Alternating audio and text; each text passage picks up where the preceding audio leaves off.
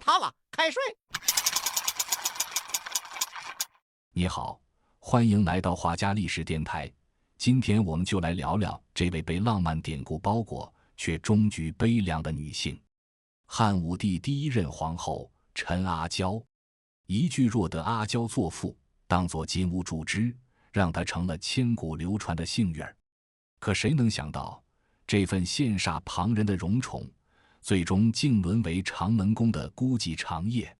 陳阿嬌的出身堪稱西漢初期的頂級配置，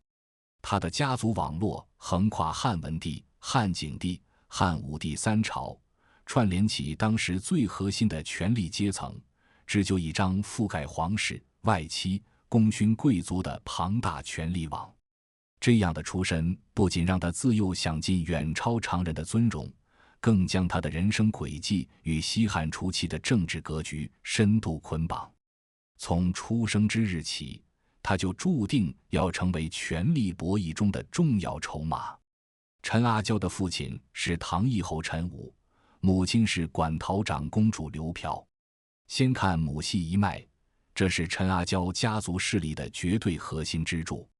馆陶長公主劉嫖是漢文帝劉恆與竇皇後的嫡長女，漢景帝劉啟的同母姐姐，漢武帝劉徹的姑母。在漢代，長公主並非簡單的輩分稱謂，而是有着嚴格禮制與實際權力的封號。通常情況下，皇帝的姐妹稱長公主，皇帝的女兒稱公主。雖有皇帝之女特立或封長公主的情況，但馆陶憑借太后嫡女與皇帝同母姐的雙重身份，地位尤為尊崇，在宗室女性中僅次於太後與皇後。她不僅享有豐厚的食邑，更憑借竇太后與漢景帝的雙重寵信，積累了海量財富，擁有大片田產、成群奴婢與私人產業，甚至能直接干預地方行政事務，是西漢初期最具影響力的女性權貴之一。更值得注意的是，馆陶長公主是皇室联結窦氏外戚集團的核心紐帶。竇太后在漢文帝時期被册封為皇後，漢景帝即位後升格為太後，漢武帝即位初期晉為太皇太後，執掌後宮大權長達40餘年，且深度參與朝政決策。漢文帝晚年，竇太后便開始扶持竇氏族人入朝。到漢景帝時期，竇氏集團已成為朝中最具實力的政治勢力。馆陶長公主憑借母親的權威和弟弟的信任，在竇氏集團中穩居核心地位，深度介入朝堂事務，其意見往往能影響漢景帝的判斷，是竇太后與漢景帝之間不可或缺的溝通橋梁。竇太后推崇黃老之學，主張無為而治，這與西漢初期休養生息的治國理念高度契合，因此在文景二帝時期擁有極高的政治權威。漢景帝在位期間，竇太后不僅掌控後宮，更對朝堂官員任免、國家政策制定施加重要影響。最典型的例證便是如是袁顧生事件。袁顧生时任朝廷博士，因當面貶低黃老之學，觸怒竇太后，被強令進入獸圈與野豬搏鬥。漢景帝深知袁顧生無罪，又不敢違逆母親，只得暗中賜予袁顧生一柄利刃，才讓他得以賜死野豬保命。經此一事，儒家勢力在文景時期再難抬頭。在竇太後的扶持下，竇氏子弟紛紛躋身朝堂要職，形成龐大的竇氏外戚集團。侄子竇嬰被封為魏齊侯，歷任大將軍、丞相；另一位侄子竇彭祖被封為南皮侯，擔任太常等職。竇氏子弟還掌控禁軍，出任地方郡守，手握大量軍政權力，是漢景帝時期最核心的政治勢力。竇太後的權威與竇氏集團的勢力，為馆陶長公主提供了最堅實的後盾，也間接將陳阿嬌的地位抬升至旁人難以企及的高度。再看父系一脈，陳阿嬌的父親陳武是開國功臣唐義侯陳嬰的孫子，屬於西漢初期的功勳貴族階層。陳英本是秦末東海郡東陽縣的县令，秦末農民起義爆發後，當地少年殺死县令，推舉陳英為領袖，隊伍迅速擴張至2萬餘人。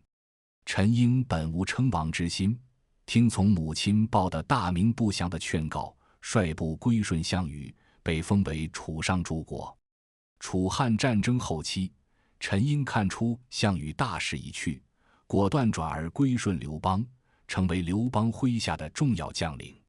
劉邦建立西漢後論功行賞，陳英因定豫章、浙江都浙自立，後歸漢的功績，被封為唐義侯，食邑1800戶，躋身西漢開國功臣之列。唐義侯爵位自陳英起世代承襲。陳英去世後，其子陳鹿繼承爵位。陳鹿去世後，其孫陳武承襲爵位，也就是陳阿膠的父親。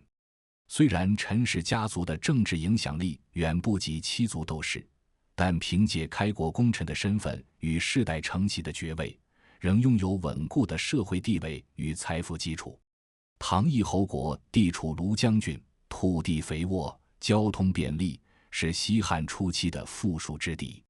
陳武作為唐義侯，不僅享有侯國的租稅收入，還坐擁大量私人田產與奴婢。更重要的是，陳氏家族作為開國勳貴，長期與宗室貴族保持着密切的交往與連結。陳武與馆陶長公主的聯姻，本質上是功勳貴族與頂級外戚的強強聯合。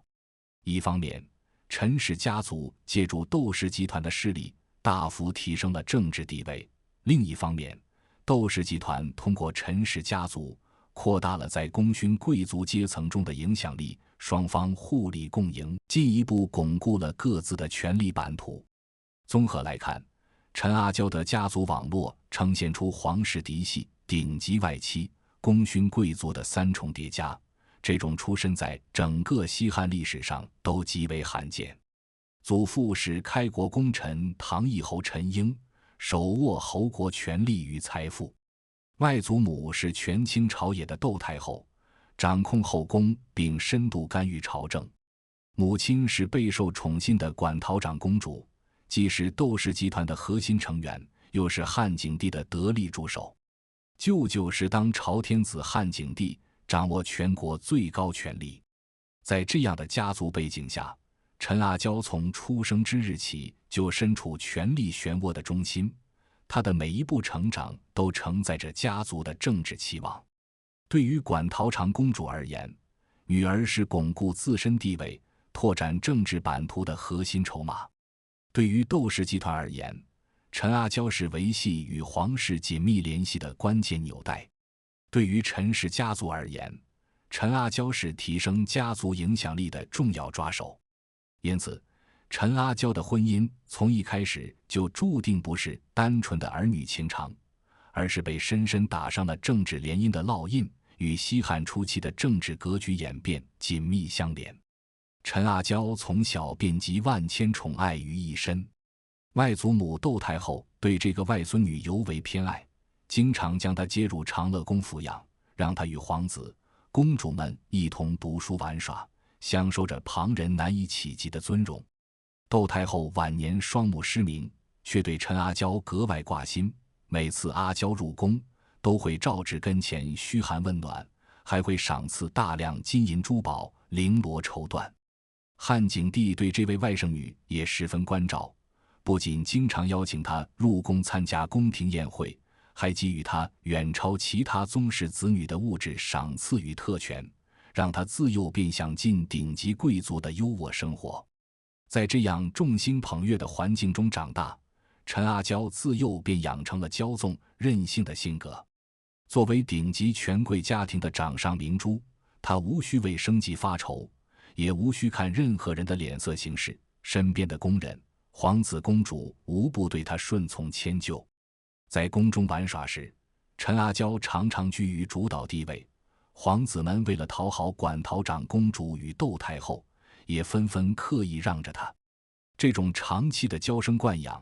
讓她形成了以自我為中心的處事風格，既不懂得妥協退讓，也缺乏對他人的同理心。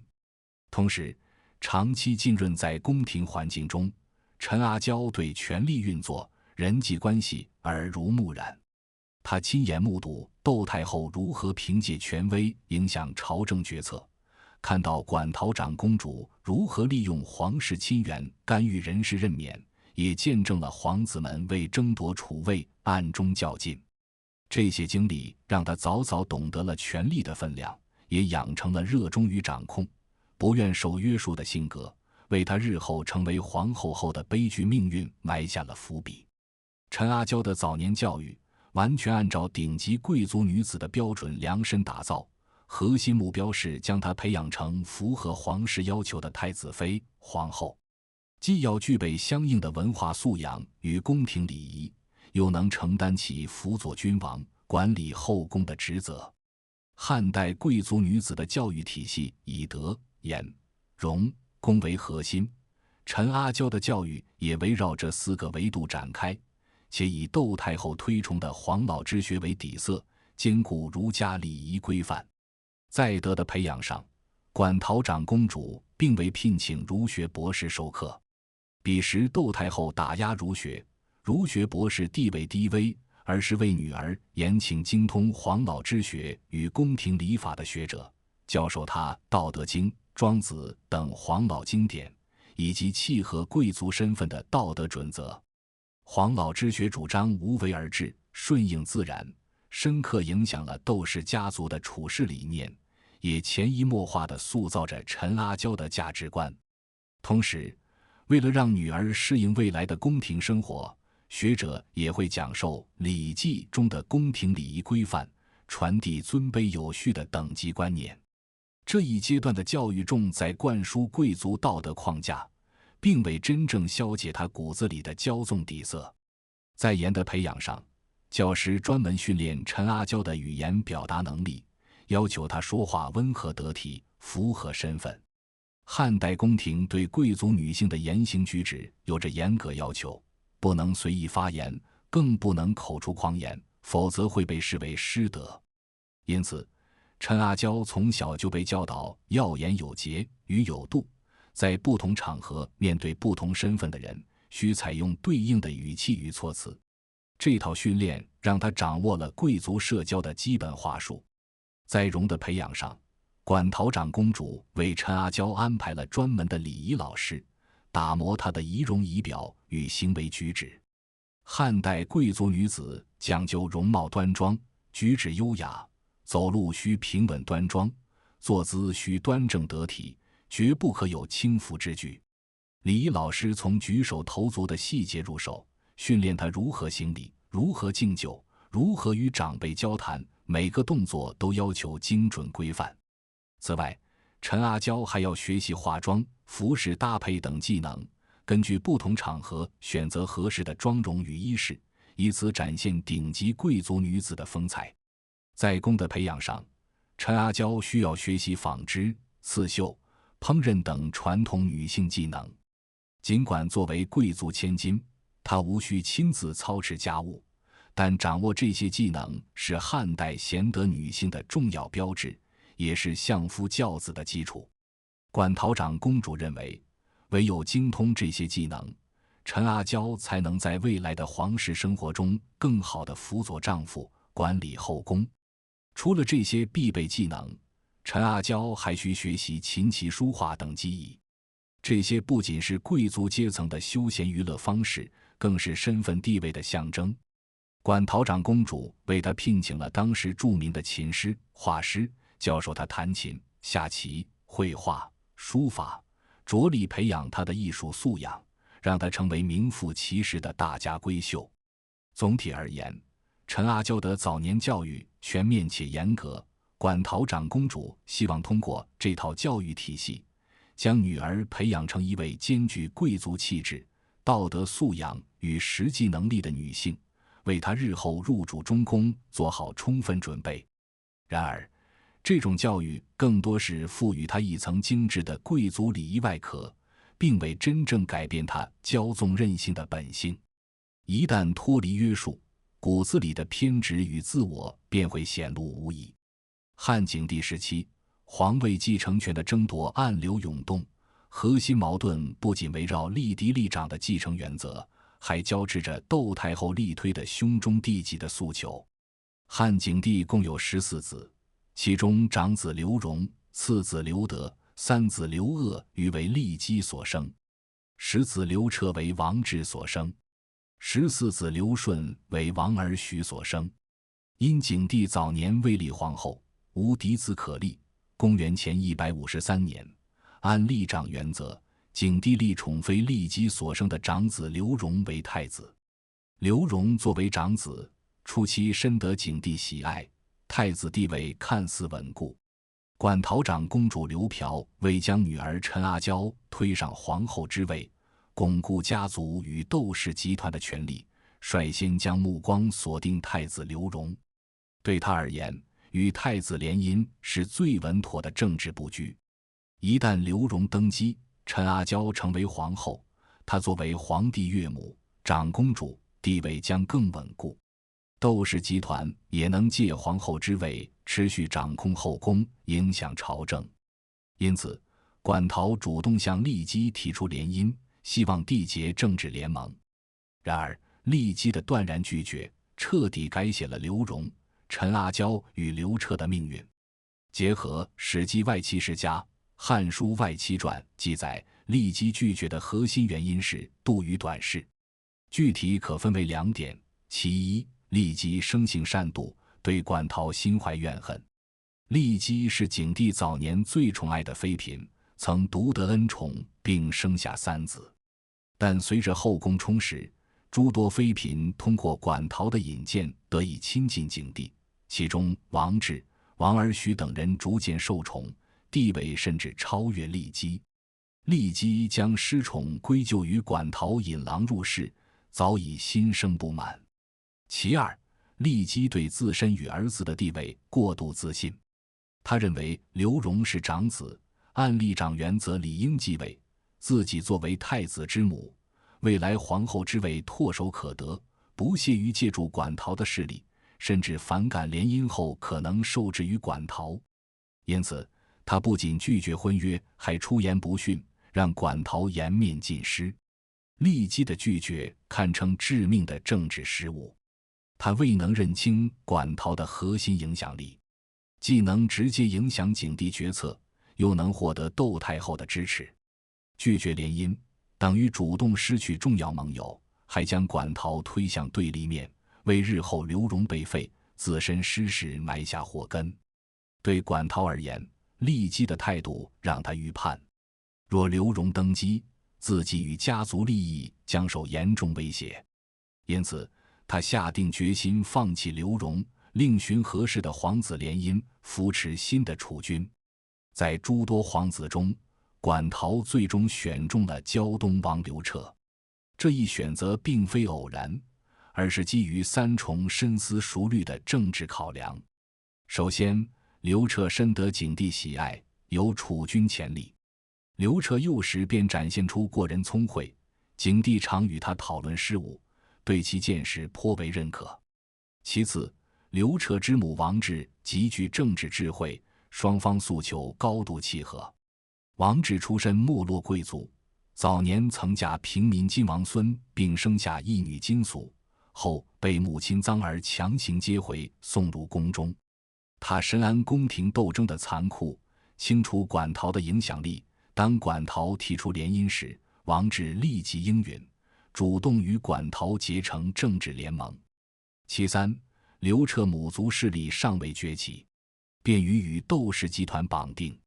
王氏家族彼時無顯赫權勢，與這樣的皇子聯姻，既能借助竇氏勢力扶持劉徹上位，又能確保未來陳阿嬌作為皇後的話語權，鞏固館陶與竇氏的長期利益。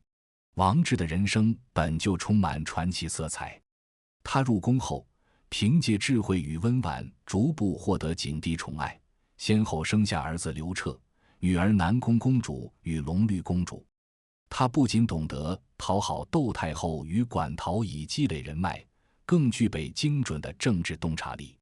雙方結盟後，王志全力配合館陶的布局，成為推動劉徹立儲的核心力量。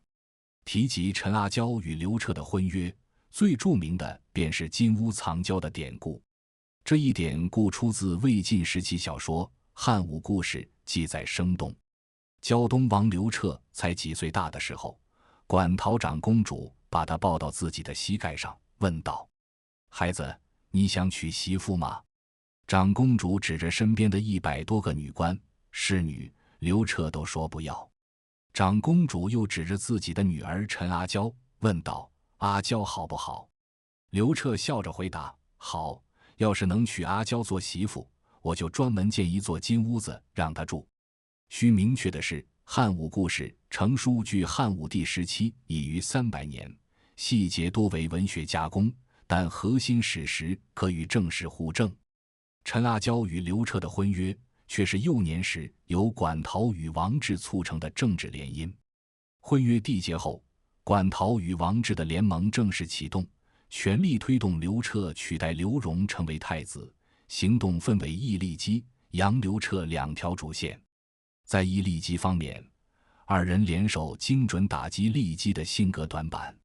馆陶利用頻繁面見景帝的機會，持續詆毀利基。他多次向景帝進言，稱利基用不正當手段迷惑君王，用巫術詛咒景帝與其他妃嬪。這2項均是漢代宮廷重罪。他還刻意渲染利基對其他妃嬪的刻薄，稱其計劃在景帝去世後迫害諸妃與皇子，逐步動搖景帝對利基的信任。王志則採取借力打力的策略，暗中指使大臣向景帝進言，兒子的地位由母親的地位決定，母親的地位也由兒子的地位決定。如今太子劉榮的母親還沒有皇後的封號，應當冊立她為皇後。他深知此時景帝已對利基不滿，這一提議必然引發景帝反感。果不其然，景帝震怒，認定是利基暗中指使，下令處死進言大臣，正式將廢除提上日程。在楊劉徹方面，二人則持續強化劉徹在景帝心中的形象。馆陶常向景帝誇讚劉徹聰慧過人，有帝王之相。王志則反覆提及劉徹的祥瑞之事。劉徹出生前，他曾夢見太陽入懷，這在古代被視為貴徵，契合漢代君權神授的認知，進一步提升劉徹的天命屬性。景帝本就偏愛劉徹，再加上馆陶與王志的持續運作，對利基與劉榮的不滿日益加深。景帝曾多次試探利基，希望他收斂善妒之心，善待其他妃嬪與子女，但利基始終我行我素，甚至在景帝生病時面露怨懟，讓景帝徹底失望。公元前150年，景帝下定決心，廢除太子劉榮，貶為臨江王。同年立王志為皇後，立劉徹為太子。這一決策並非一帆風順，曾遭到部分大臣反對，其中以竇嬰最為堅決。竇嬰雖為竇太后侄子，卻並非竇氏集團核心成員。他堅持認為劉榮無過，廢長吏又會動搖國本，多次向景帝求情無果後，憤而稱病辭職隱居。劉榮被廢後遷往臨江國。公元前148年，因侵占宗廟空地修建宮殿，被召回長安受審。景帝任命中尉治都主審，治都以執法嚴厲著稱，按漢法規定，囚犯不得私自與皇帝通信，因此拒絕了劉榮索要紙筆向景帝謝罪的請求。竇嬰暗中為劉榮送去紙筆，劉榮寫完謝罪信後，在獄中自殺。劉榮之死標誌着利基集團徹底覆滅，也消除了劉徹儲位的最後威脅。劉徹被立為太子後，景帝為他配備了頂級師資，包括儒學博士魏绾、王臧等，教授儒家經典與治國之道，為其日後登基鋪路。陳阿嬌的太子妃身份也隨之確立。館陶長公主通過這樁聯姻，成功將家族利益與未來皇權綁定。這場圍繞婚約與儲位的博弈，不僅改寫了劉徹、陳阿嬌、劉榮等人的命運，更深刻影響了西漢歷史走向。正是這樁政治聯姻，讓原本不起眼的劉徹得以躋身儲位，最終成為一代雄主漢武帝。同時，它也標誌着窦氏外戚集團與新興王氏外戚集團的聯合，重塑了西漢初期的政治格局。劉徹被立為太子後，陳阿嬌與劉徹的婚禮籌備工作便提上了日程。漢代皇室婚禮嚴格遵循周代禮記婚議確立的6禮制度，即納采、問名、納吉、納徵、請期、親迎，並結合西漢皇室的實際需求進行調整，形成了一套等級森嚴、流程嚴謹的禮儀規範。尤其是太子妃的冊封與婚禮，關乎國家宗法禮制，受到朝廷高度重視，每一個環節都有宗正、少府等官員協同督辦，不容有絲毫疏漏。結合禮記婚議及西漢皇室禮儀相關記載，陳阿嬌與劉徹的婚禮籌備工作主要包括以下幾個方面。首先是6禮中的婚前禮儀，這是漢代皇室婚禮的核心環節，每一步都彰顯着皇室的尊貴與禮制的嚴謹。一是納采，作為婚禮的首個環節，納采意為納其采擇，即男方派遣使者向女方正式求婚。劉徹貴為太子，納采儀式規格極高，漢景帝專門任命一位位列9卿的大臣擔任納采使，攜帶玄薰、束帛、乘馬等禮物前往馆陶長公主府。其中玄薰是黑紅2色的絲帛，是古代祭祀與婚禮的禮器；束帛為5匹成捆的絲帛，象徵吉祥；乘馬是4匹駿馬，代表皇室的尊貴身份。納采使抵達公主府後，按照禮制流程說明來意，呈上禮物。馆陶長公主依循3辭3讓的禮儀性流程後，正式接受求婚，納采儀式圓滿完成。二是問名，問名的核心是詢問女方的姓氏與宗族譜系。漢景帝仍任命納采使擔任問名使，再次前往公主府，詢問陳阿嬌的姓氏及母親的宗族背景。問名使將信息帶回宮中後，景帝下令太史令進行占卜，預測婚姻是否契合宗法禮制與皇室運勢。三是納吉，即男方將占卜結果告知女方，若為吉兆，則正式確定婚約。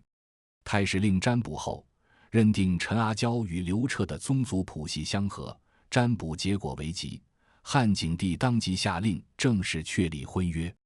為昭告天下，景帝在東宮舉行隆重宴會，邀請文武大臣、宗室貴族出席。這場宴會不僅是對婚約的慶祝，更是向朝野展示太子地位穩固的政治信號。四是納徵，是男方向女方贈送聘禮的環節，標誌着婚約正式生效，雙方不得隨意反悔。作為太子妃，陳阿嬌的聘禮規格遠超諸侯王與列侯，景帝專門指派少府統籌備，聘禮種類涵蓋金銀珠寶、绫羅綢緞、奴婢田產、車馬儀仗等，每一件都彰顯着皇室的富庶。據《漢書識貨志》記載，漢代諸侯王聘禮通常為黃金50斤，錢500萬，而太子妃的聘禮規格遠超這一標準。除大量金銀絲帛外，還包括數量可觀的官奴婢與長安周邊的優質田產，足以保障陳阿嬌婚後的尊榮生活。納徵儀式當天，送親隊伍浩浩蕩蕩從皇宮出發前往公主府，沿途百姓爭相圍觀，場面極為盛大。五是請期，即男方根據占卜結果選定婚期，派使者徵求女方家長的同意。漢景帝令太史令推算出良辰吉日，再派使者前往公主府告知婚期。馆陶長公主依礼推辞後表示同意，請期儀式順利完成。婚期確定後，景帝下令修繕東宮殿宇，安排儀式流程，擬定賓客名單，婚禮籌備進入最後階段。這些繁瑣的禮儀，不僅是皇室尊榮的體現，更是宗法制度的延伸。通過這些流程，陳阿嬌與劉徹的婚約被賦予了神聖的禮制意義，為婚禮的順利舉行奠定了堅實基礎。其次是聘禮與嫁妝的準備。陳阿嬌的聘禮是西漢皇室婚禮的典範，品類豐富，規格極高，主要分為4類。第一類是金銀珠寶，包括黃金、白銀、珍珠、瑪瑙、翡翠、玉石等貴重物品。黃金被制作成金壺、金簪等器皿饰品，玉石被雕琢成项鏈、手鐲等配饰，每一件都由宮廷工匠精心打造，價值连城，既是陈阿嬌的個人財富，也是西漢國力強盛的象徵。第二類是绫羅綢緞。漢代紡織業發達，蜀錦、雲錦等絲織品堪稱頂級奢侈品，僅皇室與頂級貴族可享用。陳阿嬌的聘禮中，绫羅綢緞多達數千匹，涵蓋多種顏色與品種，被織成精美的衣物、被褥，供其婚後使用。第三類是奴婢田產。奴婢均為經過嚴格挑選的官奴婢，包括宮女、廚師、裁縫、侍衛等，能滿足太子妃的日常起居與禮儀需求。田產分布在長安周邊、馆陶縣及唐義侯國，均為土地肥沃的良田，每年可帶來穩定的租稅收入。第四類是車馬儀仗，包括溫良車、安車等數十輛馬車，每輛車都裝飾華麗，配備4匹駿馬。儀仗用品涵蓋旗幟、鼓樂、兵器等。用於婚禮當天的儀仗隊，彰顯太子妃的尊貴身份。馆陶長公主作為竇太後的嫡女，景帝的胞姐，為女兒準備的嫁妝同樣豐厚，規格不亞於皇室聘禮。嫁妝包括大量金銀珠寶、绫羅綢緞、奴婢田產，以及一座位於長安近郊的園囿，為陳阿嬌婚後在東宮的生活提供了堅實的物質保障。值得一提的是，馆陶的嫁妝不僅是對女兒的寵愛，更是窦氏外戚集團向朝野展示勢力的方式，進一步鞏固了與王室外戚的聯盟。再次是婚禮場地與儀式的籌備。陳阿嬌與劉徹的婚禮在東宮舉行，景帝下令對東宮進行大規模修繕，將太子寢殿作為新房，牆壁塗抹花椒汁與泥，殿內擺放着精美的床榻、桌椅、屏風、地毯等家具飾品，均為宮廷特制。婚禮儀式的籌備同樣細緻入微，包括迎親隊伍的編排、祭祀祖先的流程、婚宴的菜品設置等，每一個環節都嚴格遵循宗法禮制。迎親當天，太子劉徹身着冕服，率領儀仗隊前往公主府迎娶陳阿嬌。陳阿嬌身着嫁衣，在馆陶長公主的護送下入宮。入宮後，二人先前往宗廟祭祀祖先，告慰列祖列宗，隨後在東宮舉行婚宴，宴請宗室大臣，最後進入新房，完成合卺等禮儀，婚禮正式落幕。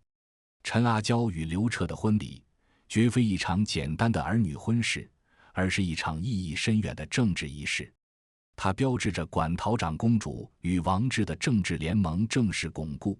也標誌着劉徹的太子之位更加穩固。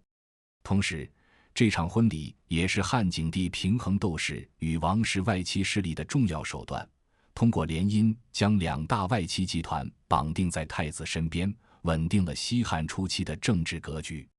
對於陳阿嬌而言，這場婚禮是她人生的重要轉折點，從侯門貴女正式成為太子妃，距離大漢皇後之位僅一步之遙。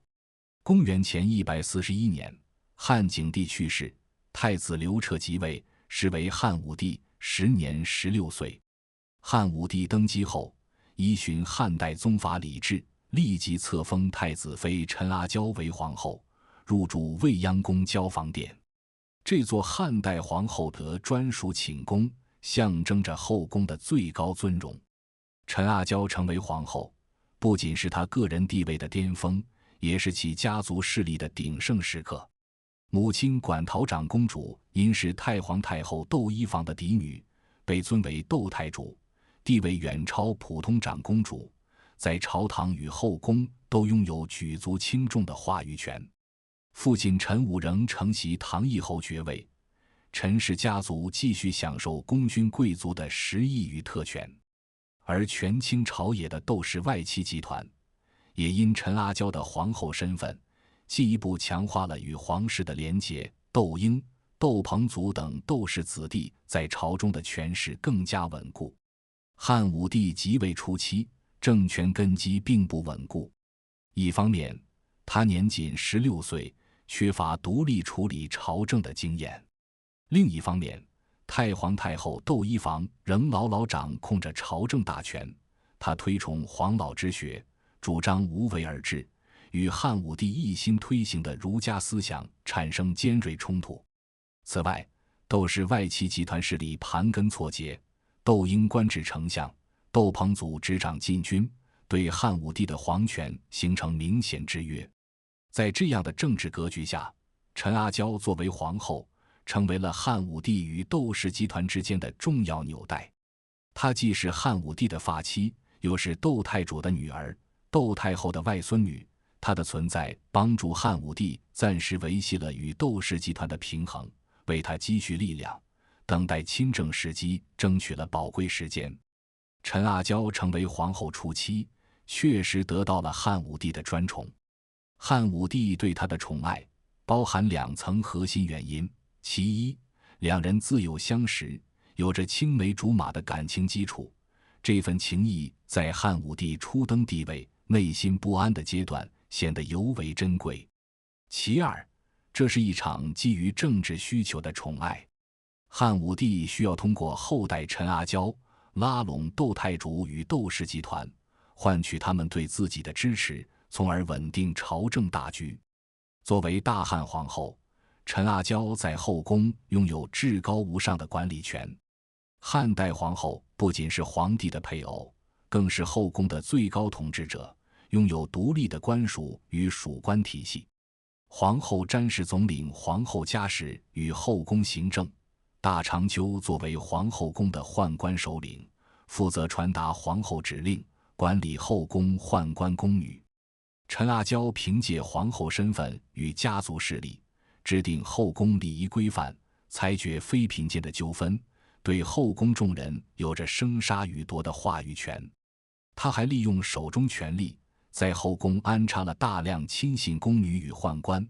進一步鞏固了自己的獨尊地位。彼時的交房殿俨然是後宮中說一不二的權力中心。雖然陳阿嬌成為皇後初期深得漢武帝寵愛，但她刻在骨子裡的驕縱與任性，終究還是引發了後宮矛盾，也漸漸消磨了漢武帝的耐心。陳阿嬌自幼在頂級權貴家庭長大，集萬千寵愛於一身，從未受過半分委屈，即便成為皇後，依舊保持着唯我獨尊的脾性。她對漢武帝有着極強的佔有欲，認定帝王的寵愛只能獨屬自己，絕不容許其他妃嬪分一杯羹。漢武帝即位初期，出於政治考量與青梅竹馬的情誼，對陳阿嬌百般遷就，但他終究是坐擁天下的帝王，不可能將所有寵愛都傾注在一人身上。隨着時間推移，漢武帝開始將目光投向其他妃嬪，而衛子夫的出現成為了壓垮陳阿嬌皇后生涯的第一根稻草。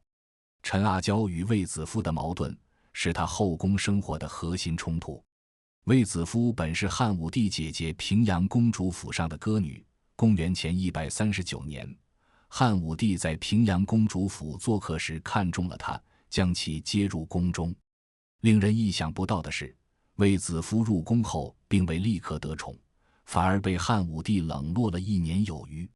直到他主動請求出宮，才再次引起漢武帝的注意，自此一步步獲得聖寵。得知衛子夫深得寵愛後，陳阿嬌又氣又恨，數次尋死覓活。這般歇斯底里的模樣，非但沒能挽回漢武帝的心，反而讓他愈發厭煩。眼看衛子夫的地位日益穩固，陳阿嬌徹底慌了神，開始想方設法打壓衛子夫，挽回聖寵，手段卻愈發偏執。一是在漢武帝面前頻頻詆毀衛子夫，細數衛子夫的過失，試圖讓漢武帝疏遠他；二是依仗皇後身份，暗中排擠衛子夫的親信宮女，限制衛子夫的出宮活動，試圖隔絕他與漢武帝的接觸。陳阿嬌的這些手段不僅沒能撼動衛子夫的地位，反而讓漢武帝對他的驕縱善妒更加不滿，兩人之間的感情裂痕也越來越深。陳阿嬌皇後生涯的最大隱患莫過於無子。在漢代母以子貴的宗法邏輯與宮廷規則中，皇後是否能誕下子嗣，直接決定其地位的穩固程度。皇後的子嗣為嫡子，是皇位的優先法定繼承人。若皇後無子，不僅無法憑借嫡母身份鞏固權威，更會給其他有子嗣的妃嬪留下爭奪後位的可乘之機。為了誕下皇子，陳阿嬌與家族不惜耗費巨額財力遍尋名醫，卻終究未能如願。這份絕望與焦慮，成為他日後行為偏執的重要誘因。關於陳阿嬌無子的原因，正史中並無明確記載。結合漢代醫學水平與他的生活狀態，可做出兩點合理推測：一是可能存在生理層面的不孕問題，漢代醫學對不孕不育的診療能力有限，即便耗費巨資，也難以解決部分器質性疾病；二是與他的生活習慣相關。陳阿嬌自幼養尊處優，嬌生慣養，缺乏必要的活動，可能導致身體機能失衡，間接影響受孕。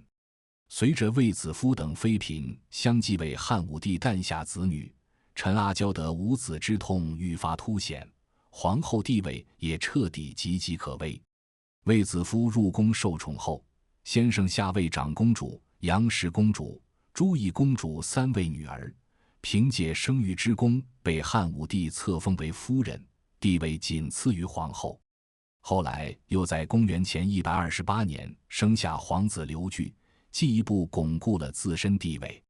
衛子夫的得寵與生育，恰好契合了漢武帝弱化鬥士、扶持新興外戚的政治需求，朝中局勢逐漸向衛氏傾斜。部分原本依附於鬥士與陳氏的官員見風使舵，開始主動向衛氏外戚靠攏。宗室貴族也默認了衛子夫的崛起，陳阿嬌的政治基礎隨之逐步瓦解。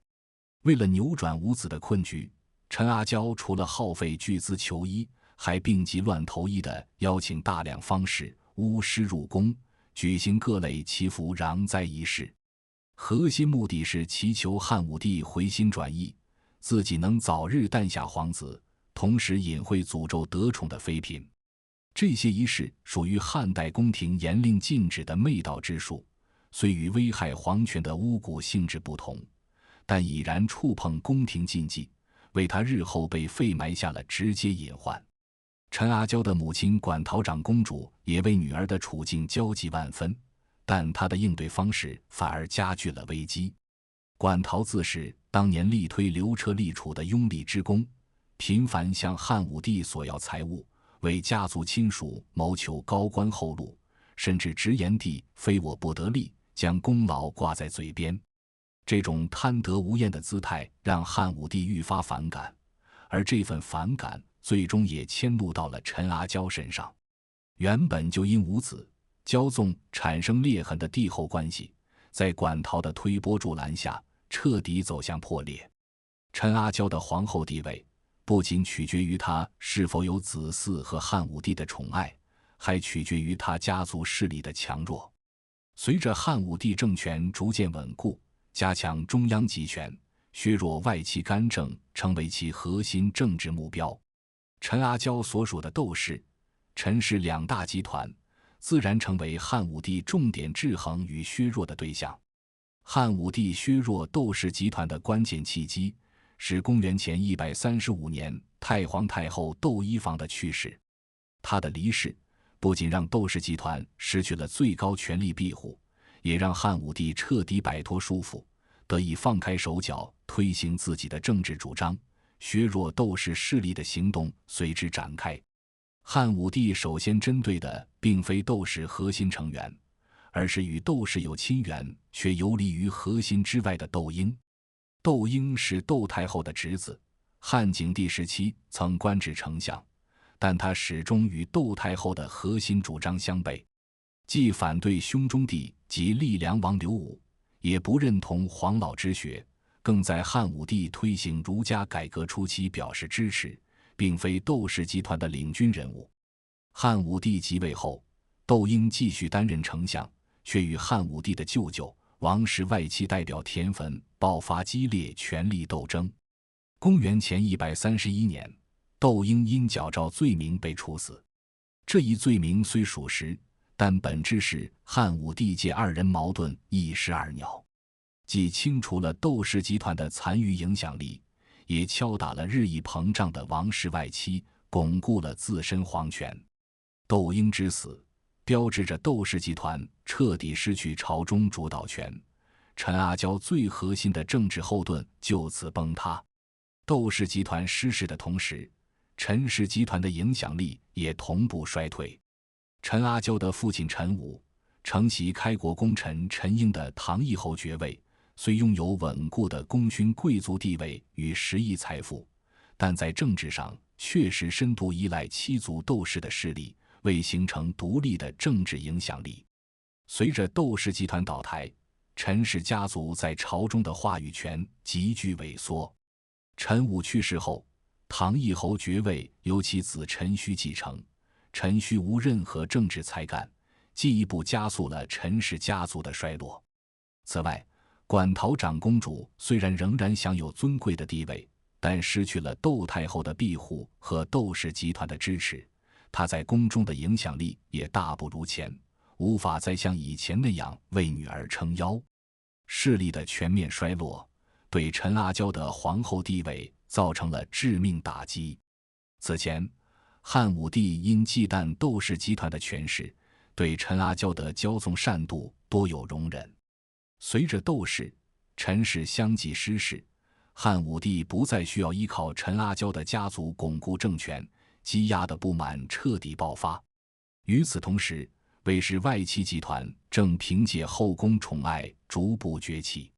魏子夫得寵後，其兄衛青、姐夫公孫賀等被漢武帝逐步提拔，形成了新興的魏氏勢力雛形，進一步擠壓了陳阿膠家族的生存空間，也讓陳阿膠的皇後地位更加岌岌可危。公元前130年，陳阿膠的皇后生涯走到了盡頭，導火索便是巫蠱案。巫蠱是漢代一種流行的巫術，指的是通過制作木偶、符咒等方式詛咒他人，使其遭受災禍。在漢代的宮廷中，巫蠱被視為嚴重的罪行，因為它直接威脅到皇帝和皇室成員的生命安全，因此漢代法律對巫蠱罪的處罰極為嚴厲，通常會被處以死刑，甚至株連九族。綜合史書記載，因長期失寵，無子無靠，陳阿膠內心積滿怨恨與焦慮，最終鋌而走險，秘密邀請女巫楚服等人入宮。楚服不僅為陳阿膠制作符咒，舉行祈福攘災儀式，還實施祝祖之術，詛咒所有得到漢武帝寵愛的妃嬪。此事很快敗露，漢武帝震怒，立即下令御史大夫徹查。經查證，楚服等人對為陳阿膠施行巫蠱之術的罪行供認不諱。最終，漢武帝下令將楚服梟首示眾，同時株連300餘人，包括陳阿膠的親信宮女、宮中官員。一時間，後宮與朝堂震動。這場看似單純的後宮風波，背後暗藏深刻的政治邏輯。此時的陳阿膠早已因家族勢力衰落，長期無子，驕縱失寵而失去皇後之位的穩固基礎。漢武帝削弱外戚、強化集權的需求，也讓廢後成為必然趨勢。陳阿膠的巫蠱案恰好為漢武帝提供了符合理智的定罪理由。既可以名正言順地廢除失德皇後，又能徹底清除外戚干政的殘餘影響，同時強化皇權對後宮的絕對掌控，為魏氏集團的崛起掃清障礙。因此，這場事件絕非簡單的後宮爭鬥，而是漢武帝鞏固皇權、重塑宮廷與朝堂格局的關鍵一步。同年，漢武帝正式下達廢後詔書，陳阿嬌被迫交出皇后喜壽，退居長安城外的長門宮，她的尊榮生涯就此落幕。長門宮雖為皇家宮苑，卻與未央宮的繁華尊榮有着天壤之別。這裡更像一座華麗的囚籠，陳阿嬌的餘生便在這片孤寂與淒涼中消磨。她雖保留廢後的基本物質待遇，但隨着竇氏、陳氏家族的相繼衰落，曾經的奢華與尊崇一去不返。身邊親信或被株連處死，或被流放，無人可傾訴。曾經的青梅竹馬之情早已消磨，漢武帝從未再踏足長門宮，他的期盼終究成空。這種看得見的囚籠，看不見的窒息，讓他長期處於精神煎熬之中，身心狀態日漸衰敗。憂懼期間，母親館陶長公主曾多次前來探望，這是她僅存的親情慰藉。但此時的館陶已失去往日權勢，面對女兒的境遇無能為力，只能給予些許精神安撫。公元前116年，館陶長公主去世，陳阿嬌失去了最後一位親人的陪伴，徹底淪為孤家寡人。更致命的是，館陶去世後不久，他的兒子陳顼、陳橋便因淫亂、慈濟駐足等罪名被漢武帝處死，唐義侯國被廢除，陳氏家族徹底覆滅。家族的崩塌不僅讓陳阿嬌失去了最後的經濟資助，更意味着她在皇室中再無任何親緣依托，徹底成為無依無靠的廢後。正史中未明確記載陳阿嬌的具體去世時間，但結合史料推測，她應卒於陳氏家族覆滅後數年，約公元前115年至前110年之間。最終，這位曾經集萬千寵愛於一身的太子妃皇後，在長門宮的孤寂與絕望中悄然離世，死後未獲皇家諡號，也未與漢武帝合葬茂陵，僅以廢後身份草草安葬，落幕淒涼。她的一生既是漢代宮廷女性的悲劇縮影，也是皇權與外戚博弈的犧牲品。各位觀眾朋友，關於漢武帝原配皇後陳阿嬌的一生，我們今天就聊到這裡。從頂級權貴之家的天之驕女，到金屋藏嬌傳說裡的青梅竹馬；從佇立劉徹登臨儲位的太子妃，到一度獨得恩寵的大漢皇後；從因驕縱擅妒見識聖心，到因巫蠱之罪黯然被廢，最終在長門宮的孤寂冷寂中走完餘生。陳阿嬌的一生藏盡了極致的榮光，也寫滿了徹骨的悲涼，堪稱一段交織着傳奇與悲劇的人生。他的悲劇從來不是單一的注定，是個人性格的局限，讓他在後宮紛爭中失了分寸；是政治博弈的裹挾，讓他從聯盟紐帶淪為權力棄子；更是時代洪流的碾壓，讓他成為西漢初期外戚與皇權角力、思想轉型浪潮中的犧牲品。透過他的一生，我們不僅能清晰窺見西漢初期宮廷鬥爭的波譎雲詭，外戚與皇權博弈的激烈交鋒，也深刻體會到在皇權至上的封建時代，權力的遊戲裡從無真正的贏家。即便如陳阿嬌這般出身顯貴、曾集萬千寵愛於一身的女子，終究也難逃被時代與權力擺布的命運。儘管結局淒涼，但陳阿嬌從未真正淡出歷史的視野。金屋藏嬌的典故早已超越了歷史本身，成為千古流傳的浪漫符號。而她的興衰沉浮，更是西漢初期政治格局演變的生動縮影。從竇氏外戚的鼎盛，到魏氏外戚的交替崛起，皇權在博弈中逐步鞏固，時代也在這一過程中緩緩向前。我們今天解讀陳阿嬌，不只是為了回望一個歷史人物的生平，更是為了透過他的故事，讀懂一段歷史的機理，汲取穿越時空的啟示。希望今天的解讀能讓大家跳出金屋藏嬌的浪漫傳說，讀懂一個真實立體的陳阿嬌。他有驕縱的任性，也有身不由己的無奈。也希望大家能透過他的一生，觸摸到西漢初期宮廷的風雲變幻，感受歷史的厚重與溫度。如果你喜歡今天的內容，歡迎點讚訂閱，我們下期再見。